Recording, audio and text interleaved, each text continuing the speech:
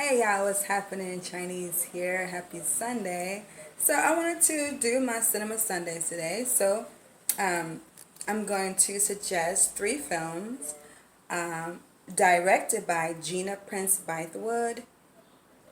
Two of them were written and directed by her, and one was only directed by her. She also has a new film out on Netflix titled The Old Guard. I have not seen it in its entirety, but I will check it out.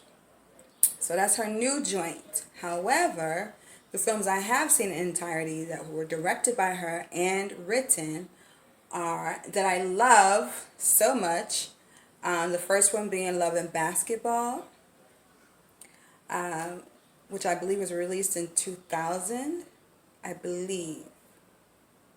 Um, if not, I'll make a correction. But I was very moved by that film, by the journey of the central character, acted by Sanaa Lathan. I don't recall the character's name, unfortunately, at the moment. Um, but it was such complicated characters, her and Omar Epps characters. Great love story, very layered, and it was a great cast, and it was just a very moving, unconventional narrative that I've seen as a woman as the lead character. So shout out to Gina Prince Bythewood for Love and Basketball. The next one of hers that she directed, um, she did not write, but she did direct. It was an adaptation of Terry McMillan's Disappearing Acts.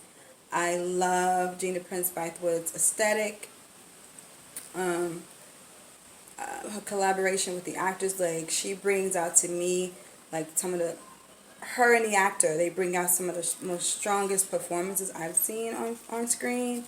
I love that she's always writing a black woman as a central character in her stories, as the lead characters.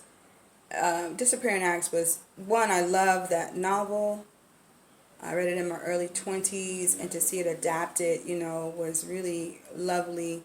Um, starring against Sanaa Lathan and Wesley Snipes and many other talented actors, John Amos. I'll just stick there. Just that it was a good, strong ensemble cast, but Sanaa Lathan did a hell of a job in Disappearing Acts, really capturing the essence of that character, Zora, named after Zora Neale Hurston. She just showed all type of complexity of character and nuance and fragility, sensuality, and compassion and, foolery too, which makes a human being. So I really enjoyed her performance in that film, and her and Wesley Snipes had such great chemistry in that film. Also, um, the last one I'm going to reference is Beyond the Lights, starring, what is her name? She's a black Brit, Gugu Mbatha-Raw, I believe. I think her father's South African, South African, and her mother's Caucasian Brit. And and then it was also Nate Parker was also playing her love interest. Wonderful performances, very touching performances, very transparent performances. I'm gonna say there was the very opening scene makes me cry every time. Like every time it makes me cry. And I'm always like, no, I'm gonna get through this, but it's like it's so touching, and it's showing the young lady, the adult woman as a young person, and there's a scene that happens, and oh my god, it just tears my heart up every time.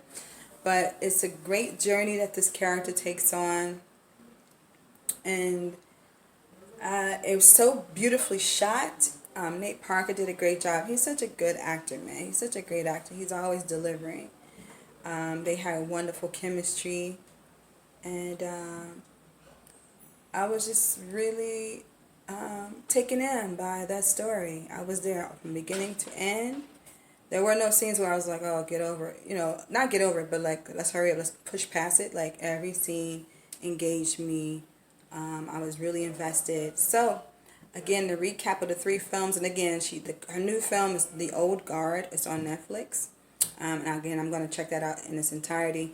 But the other 3 I have seen in totality, and they are very moving.